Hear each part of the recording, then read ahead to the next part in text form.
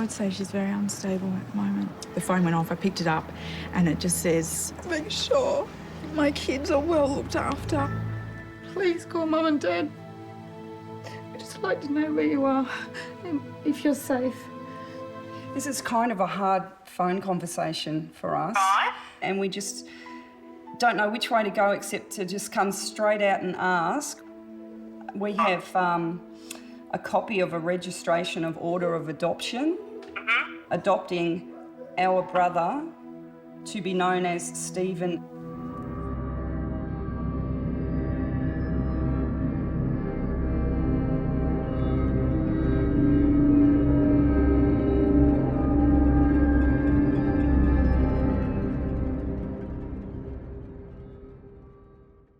Vanessa, you've got a 35-year-old lady from Punchbowl. Senior Constable Vanessa Rolfe is assigned the case of Jeanette, a mother of 4 who disappeared 2 days ago after leaving a final, worrying text message. She's got 4 children from 11 down to 2 years of age. Don't I believe we've got new information about the missing persons case that you've been working on? Yeah, Sutherland Police have located remains after a bushfire down in Loftus. Constable Diana Casey believes remains found in the National Park might be those of a 77-year-old man last seen walking in the area 4 years before. We're going to make our way down there today to assist OSG in the search. The Penrith case from yesterday, how'd they go? He's been located, we believe. Missing dad, Kevin O'Connor, disappeared 8 days ago. But the good news is that he's turned up very close to home. So I'm going to contact the inspector that we dealt with yesterday and just confirm exactly what happened. Let's go. Last week, the Missing Persons Unit investigated the disappearance of 54-year-old Penrith dad, Kevin O'Connor. I just didn't know where he was. It was just a mystery to me. He walked off one morning wearing only shorts and a T-shirt and just vanished. And we sort of thought he might have, hitched a ride somewhere. But the police search focused on Kevin's neighbourhood. We're investigating a missing person report. And his favourite place, the local river. But despite an extensive search, nothing seems to add up in this baffling case. Something doesn't definitely sit right, so it's a bit of a worry at this stage. But today, there is some great news for Kevin's family. We had some information this morning from Penrith that our missing person has turned up, so we're just going to head out and speak to his wife now, make sure everything's fine and that he was okay, and I guess the circumstances how he was found. But what really happened to Kevin? Well, Diana and Mandy are about to hear an extraordinary tale of survival. Meanwhile, back at the Missing Persons Unit, Senior Constable Vanessa Rolfe is hard at work trying to find Jeanette, the mother of 4 who's been missing for 48 long hours. Have you heard from your wife at all? No. No. Jeanette's husband, Simon, reported her missing after she failed to show up for work. Has she done this before? No, we've never, ever. Even if we've had our ups and downs, it was under a lot of pressure because of family problems. Then Monday night when she just said, I'm coming back to work to do a few things. And who's looking after the children? I am. Oh, you are. Do you have any idea where she may be? No, I can't. Couldn't even think of anything. The last time anyone heard from Jeanette was a text message she sent her best friend, Annalise, the day she disappeared. Did Annalise say she'd ring you if she heard anything? Oh, yeah, definitely. Okay. If anybody she'll call, it'll be Annalise or a mum. Okay. I mean, just to get some news or a phone call to say, look, I want a few days or whatever. I mean, just a phone call. But Jeanette made one final plea, and it's this last text message to Annalise that's most worrying police. In Penrith, Kevin's wife, Mary, reported him missing 8 days Here's ago. my name. This is Diana. We're from the Missing Persons Unit. But where he was eventually found would stagger even Diana and Mandy. It's a fluke that we found him because Karen at 7 o'clock last night was having a shower and she had the conditioner in her hair and she heard this knocking, right? And it kept going. So she just jumped out of the shower And she's saying, Mum, there's a knocking, there's a knocking. What is it? What is it? So we're running around the house in the dark, saying, where is it? What is it? What is it? And then we heard this little voice in the weakest voice. Karen. You know, like weak. And we thought, oh my God. Back at the Missing Persons Unit, Vanessa has finally managed to track down Jeanette's girlfriend, Annalise. Hi, Annalise. It's Vanessa Robb from the Police Missing Persons Unit. I know that she was on medication for depression, but she stopped taking it. And this morning I've spoken to a few friends and she was very teary and very upset. I just feel helpless. Yes. And then I was going to come and talk to Sergeant Garnett just to see if there's anything I've missed that I haven't told him. Okay. And that's exactly where Vanessa heads. To Campsie Police Station to read that last terrifying text message Jeanette sent the day she disappeared. She said, In Penrith, Mary is stunned by her husband's ordeal. He'd been under the house. It's just the most... He was actually nearly dead. Oh, gee. I put the torch in and the entry is there and he was right down the end, hidden because he thought we would look under the house, right? He had to crawl his way out and it was a long, painful thing. He had to crawl along like this on his knees and his elbows. He was actually nearly dead. It's a mystery how he got in and out, you know. That's what I was going to ask you. Can you show me? Yeah, I will. Just so I know for myself. Yeah. Like you up in a Back farm. at Penrith, Kevin is now recovering in hospital. And this is where he existed alone for 8 days. Don't go under. But he was right up the end of the house. He was lying on rocks. He's covered with bruises. You see anything?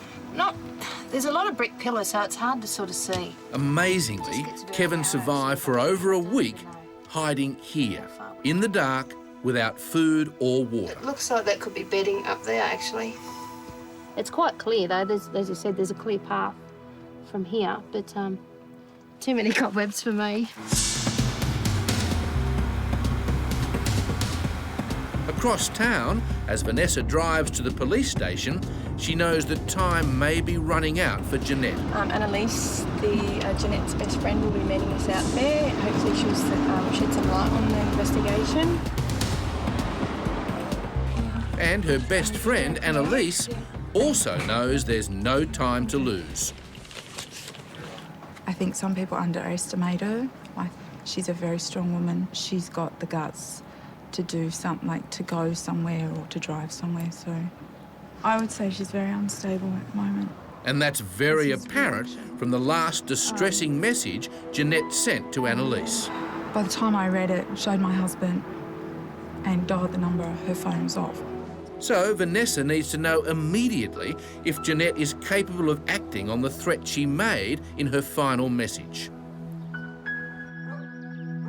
Back in Penrith, Kevin's wife is determined to show Mandy how her husband survived the ordeal. And he told us that he had his foot against the hot water pipe to keep him warm. Oh, okay, right in the corner. Yeah. So he was here. So that's a long way. And we said to him, why did you call out? You know, why not earlier? And he said, I couldn't do it anymore. And I honestly believe if you hadn't have come, you know, like now, if we hadn't have found him today, we would have been finding a body tomorrow. So what did drive Kevin to spend 8 days hiding under the floorboards of his house? The thing that triggered him off to do such a strange and bizarre thing, because he'd never ever done this in 55 years, was that he was worried they would put him into hospital. He doesn't want to take any drugs. They give him headaches and they make him sick, you know? I'm just really glad that it's all worked out and he's in the best place and you're okay and hopefully, you know, Karen's okay too. Yeah. And even after everything she's been through, Mary still finds a reason to smile. Look close to home. Look in the obvious places. Like when you lose your car keys, go and look in the fridge.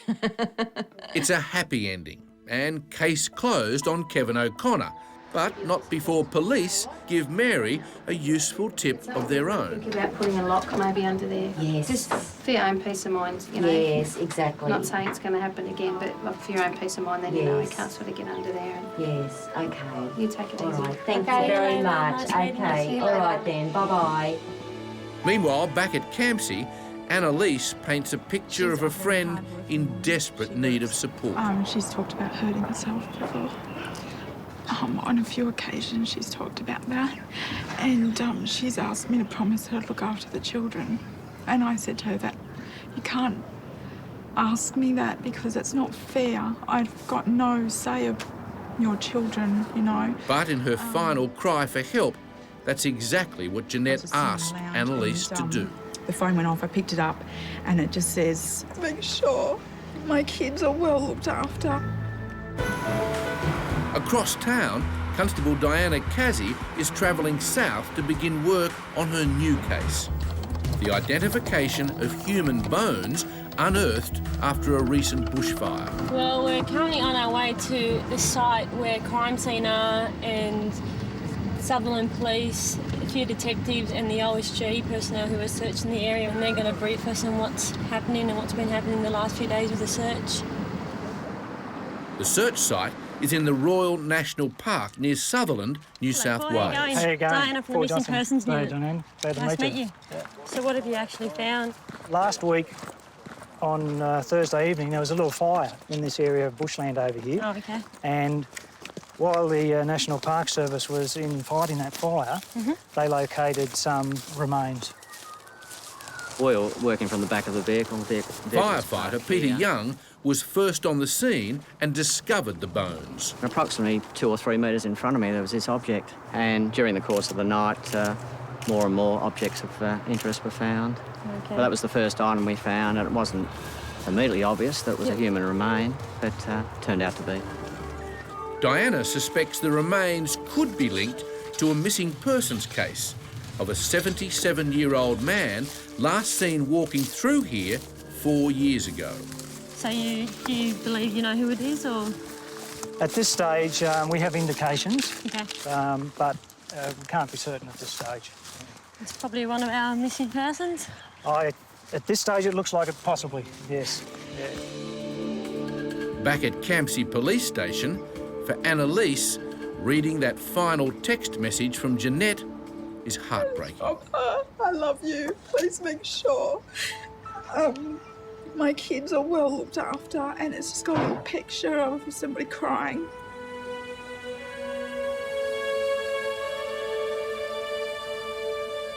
This is the only clue police have to work with. That's what...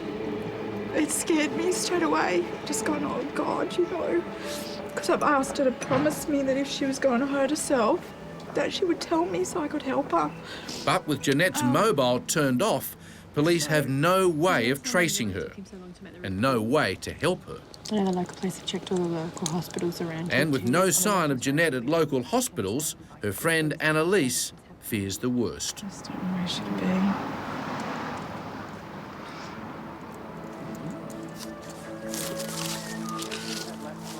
Back in the national park, police are conducting a line search across the area. What they're using is rakes and tools to scrape all the humus, the build-up, from at least the last couple of years' worth of leaf litter. And as you can see, it's actually getting sieved and hand-searched, looking for various items. It's a painstaking task that police will continue until they've searched every inch of this site.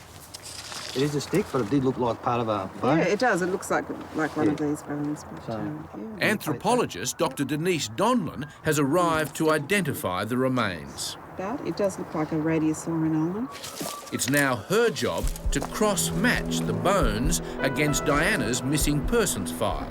It appears as if the body was probably not buried, that it was on the surface, and some clothes have been found on the surface as well. So all that's fairly typical of someone who has just died and not actually been buried.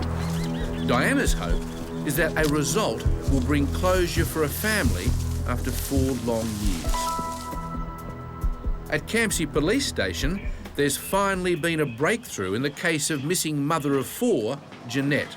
I've just got some news. They've just found Jeanette. But the news is not all good. Back at Campsie Police Station, police are briefing Annalise about her missing best friend, Jeanette. She's okay. She's okay. She's okay. I'm gonna kill myself. Simon actually found her. Where was she? She's in Banks. She's at Bankstown. She's in her car.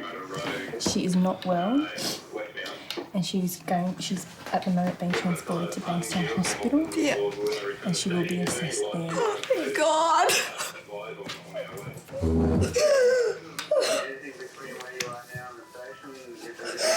She's okay. Did she take something? Yeah. She has tried to take her own life. Yeah. And she was found semi-conscious. She is breathing on her own. Yeah. But she needs a lot of help, obviously.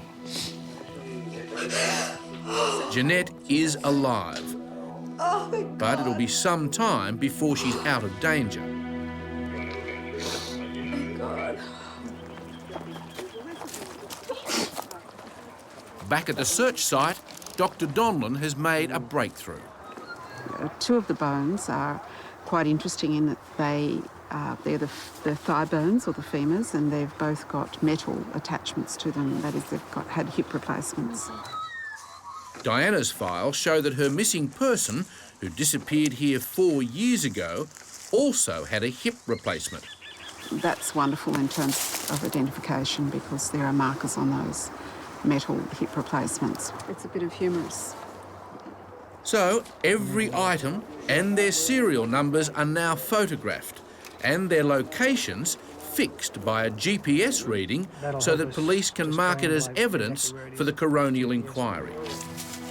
Police believe they know who the person is, but they can't reveal this until the coroner has confirmed their identity.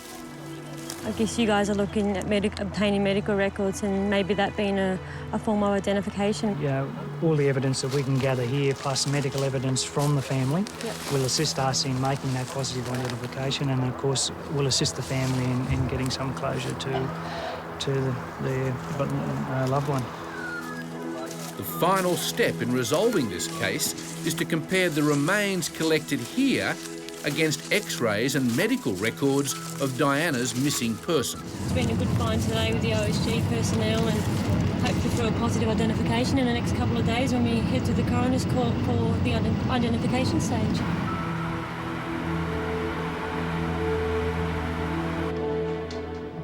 Who can forget Colin Locke and his emotional story when we met him earlier in the series? Colin has spent his entire adult life searching for his missing dad. He took us out on a day trip and then something happened and then that's the last I've seen him. That is until Constable Pat McEwen tracked him down in a nursing home. We've located your father.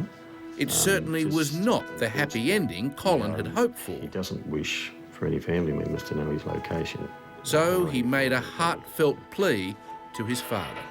If you're watching this, Dad, I would like you to meet my wife and children and your grandchildren. I just want to see you before it's too late. And his dad saw it all. Apparently they got my dad to watch the program on TV and he had a change of heart after seeing the show.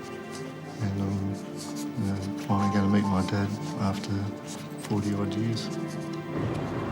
It's a big moment. It's a missing link in my life. For Colin, who last saw his father as a 7-year-old boy, 40 years of searching comes down to this next moment.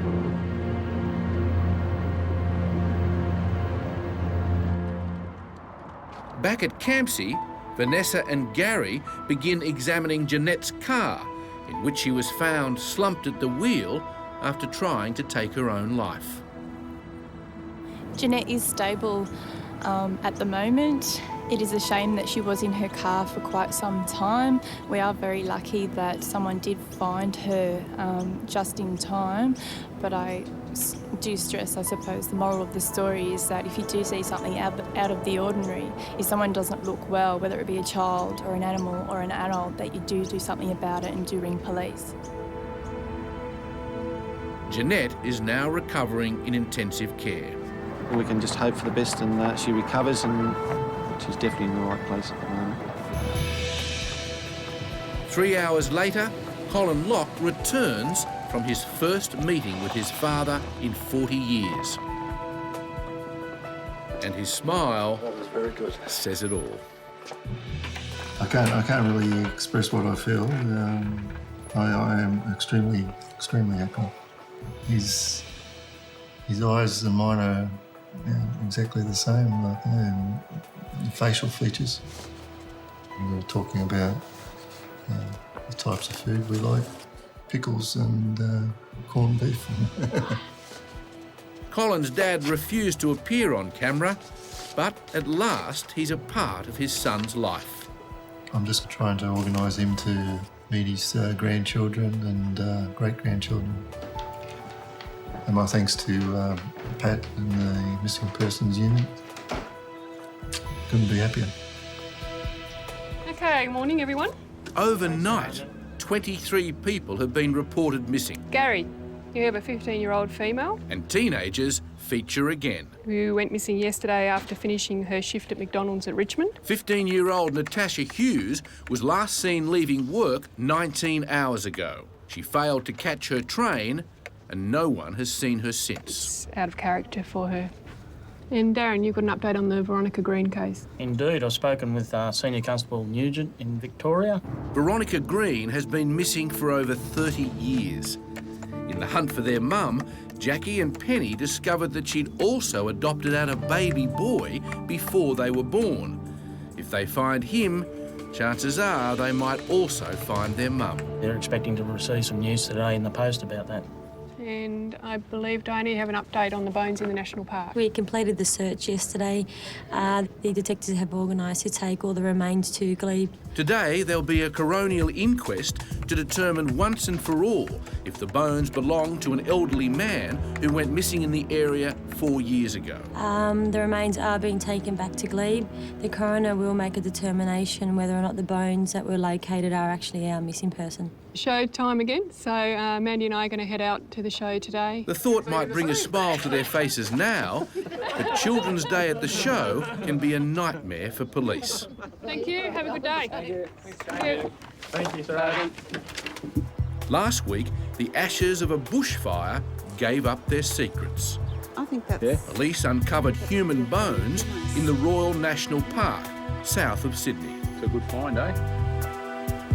Desperate to ease one family's pain, Constables Diana Casey and Joanne Williams have spent days matching the bones to one of their cases, a 77-year-old Nowra man. So there's a lot of things that we can possibly match up in terms of the actual bone. Matching the leg bones and hip joints to those of the missing man's x-rays will be the key to cracking this case. So has the family been made aware? Yes, the family's been kept abreast of the whole investigation so far, and there are people back at the station who are liaising with them daily. It does look like our missing man, but until we have confirmation of that, we can't be 100% sure. It will now be up to the coroner to determine if Joanne has solved this 4-year mystery. We're heading off to the Department of Forensic Medicine.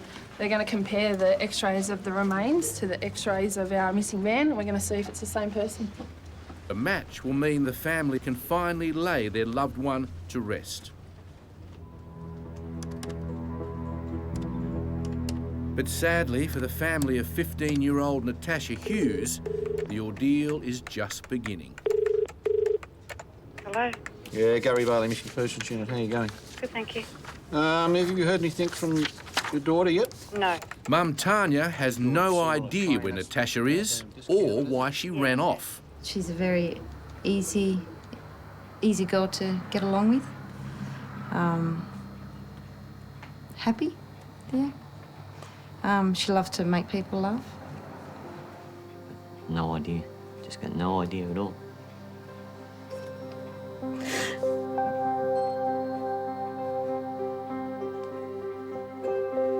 He hasn't done this before. It's just totally out of character.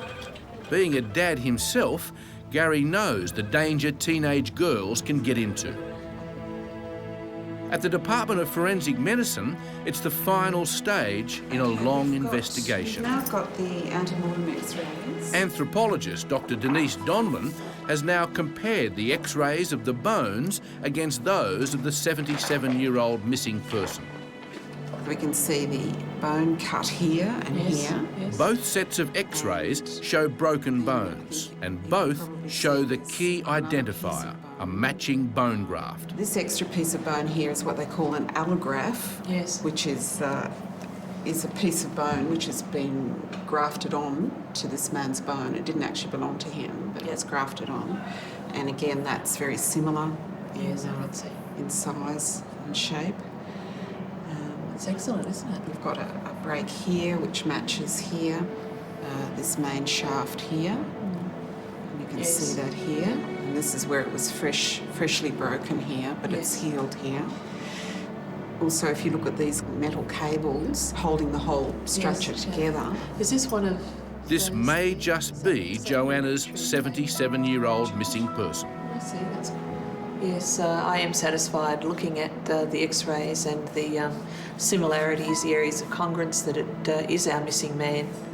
Well done, Doctor. Thank you very much. It's good. For this family, 4 years of searching are finally over. It's satisfying to finally find out who the remains belong to. It's really good to know that we've brought some closure for the family. They've waited a long time to find out what happened to him.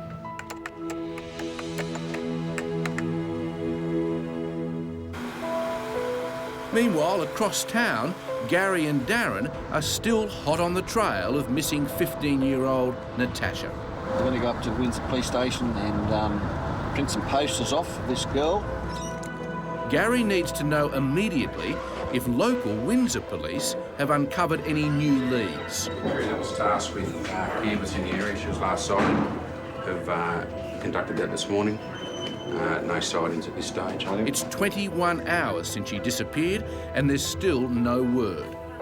As Darren puts the finishing touches to her missing persons poster, he knows that every minute is now critical. She didn't get on a train, so where did she go? You know, that's the thing. It's that time of the year again. Ferris wheels, merry-go-rounds, and children who disappear before your very eyes. It's Kids' Day at the show. Showground, we've got a missing And boy. up to 150 children will go missing. Showground 16. Showground 16. Moments after arriving, Mandy and Jane are called to the police stand to help find a missing 9-year-old. And what was he wearing? He's got black long sleeve shirt on. Craig Tams was in charge of his little cousin Robert until he'd lost him 2 hours ago. I looked up and Robert had gone, so... Has he got anything on him, like a phone number, anyone that he would contact so no one's got a mobile? Okay. Are you all going to help us have a look so we can find him? Okay, we'll do that. Okay.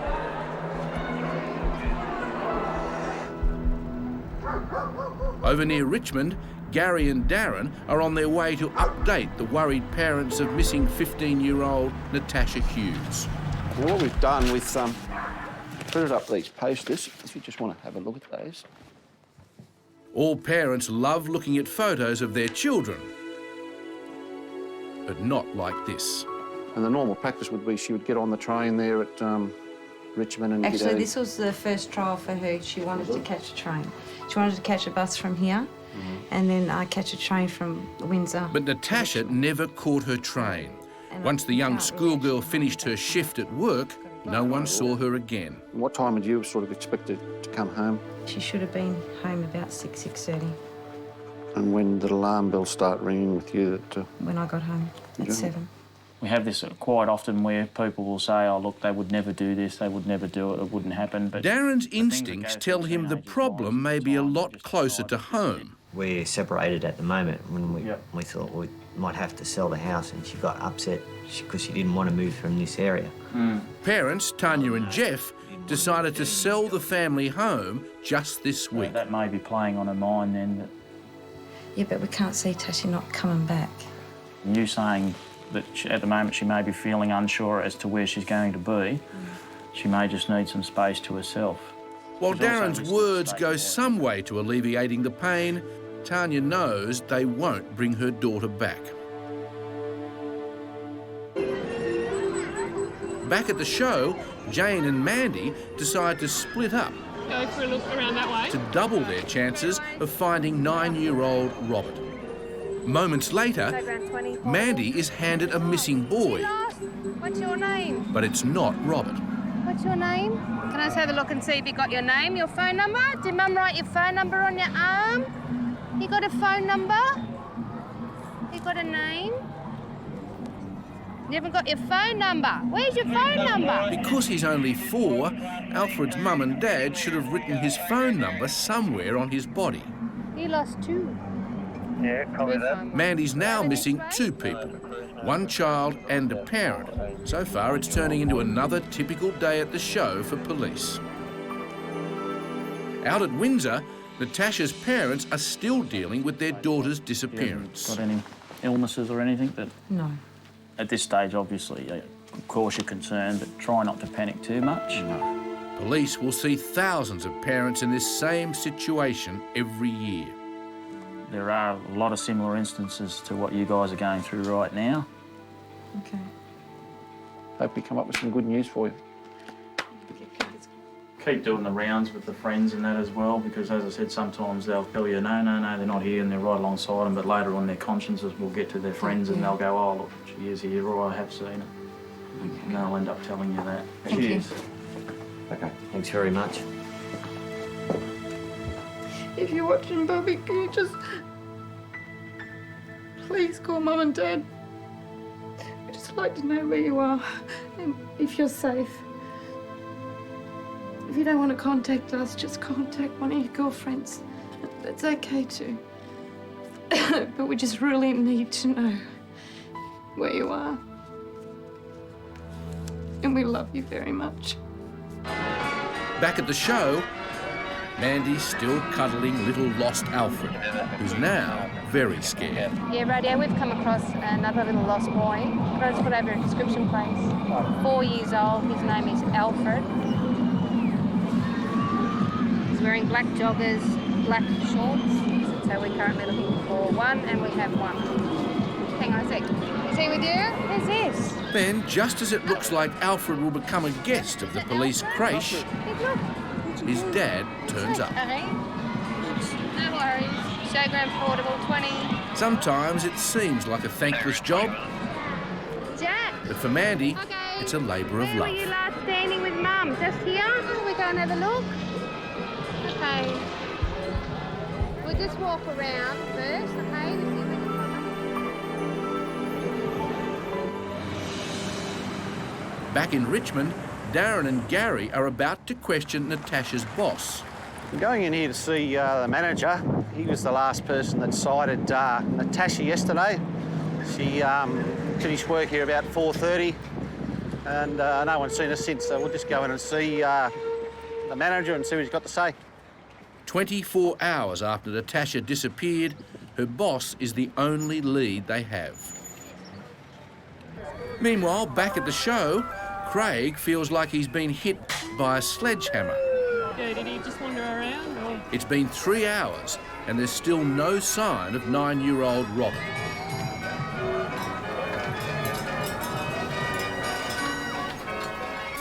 No one knows if he's even still in the showgrounds.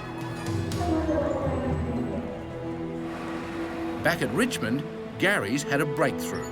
I've just spoken to Stephen in there at McDonald's. He's the assistant manager. He said he's seen her out the front here talking to a couple of young boys about her age. That was around about 5 o'clock. Darren has found one of the boys, but he says he hasn't seen Natasha. Across town, Mandy's day has just got better. Does that crew have the lost boy? Sheepish-looking Robert has finally turned up.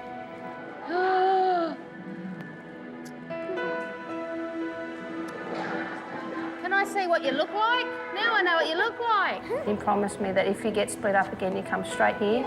We find some police and say, I'm lost, can you take me to a safe place and we'll come find you. Well, it's nice to meet you finally.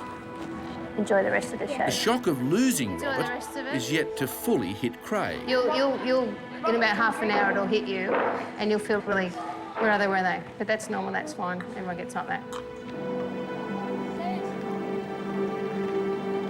Back in Richmond, 15-year-old Natasha finally calls home. Although she's called her mum, Tanya knows it won't be easy, so she's asked police along for support. She was seen yesterday with two young blokes, and I've just spoken to one of those young guys, and he confirmed that she was here with him and that she went across the road to the shopping mall. But I believe Natasha's across the road at the shopping mall at the moment, so we're hoping to reunite her with Mum.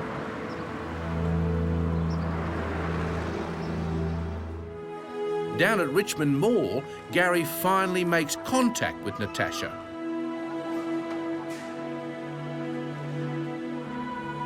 Across the road, her mum Tanya waits for Gary to find out why Natasha disappeared.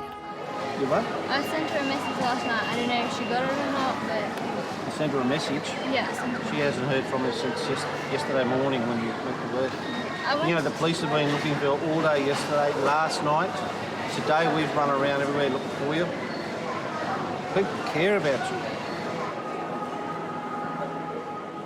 It's an anxious moment for everyone. You want to come with us now? We'll take you over to your mother. Where is she? Over the road. It's a situation where you've probably got to treat it easily and just sort of let her ease into it and then try and find out why she took off. Yeah. Then I'll explain to her the logic of letting you know where she is.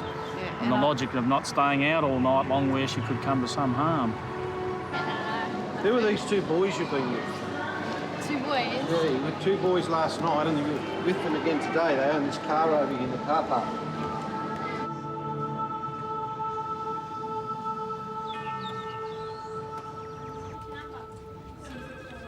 Back at the Missing Persons Unit, there's finally a breakthrough in one of the cases we ran earlier in the series. The mystery of missing mum, Veronica Green. Her daughters, Jackie and Penny, have been searching for their mum ever since she walked out of their lives 30 years ago. The night before she left, I did my little prayer and then jumped into bed and she would always just tuck me in. So I thought I'd ask her, Mummy, would you ever leave us? She said, don't be so silly. And she never finished tucking me in, you know, and she walked out the door so fast. The police investigation into the case uncovered a brother the sisters never knew they had. He was adopted out before the girls were even born, and their mum never told them. For a long time, I blamed myself, Mum. It was my fault. It was my fault. And I'm sorry. It's been really bad, and I just want you to know that I'm sorry. I'm sorry, and I love you so much. Please come home. Today is a huge day. Penny and Jackie will find out who their brother is. At Richmond Mall, Tanya approaches cautiously as Gary tries to find out why Natasha ran away. It's a nervous walk for Tanya, who has no idea what to expect.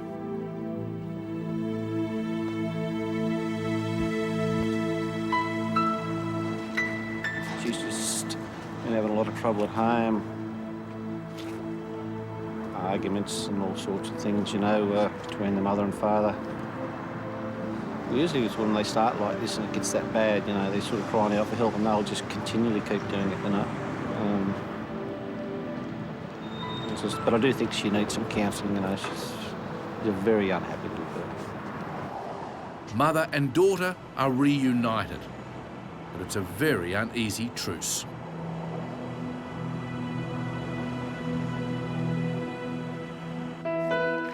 Meanwhile, in Melbourne, the moment Jackie and Penny have been waiting for. The envelope that contains their brother's name. At that time. Gee, I'll tell you. A quick search on the net, Oh my God. Oh! and there he is. That's it. It's a heart-racing moment. But their brother's not I'm home, after Stephen. although his other sister We're is. wondering whether you can confirm something for us. Your parents, were they called Joseph and Catherine? That's right. This is kind of a hard phone conversation for us. Right. And we just don't know which way to go except to just come straight out and ask. We have a copy of a registration of order of adoption, adopting our brother to be known as Stephen. Yep. That's him? Yep.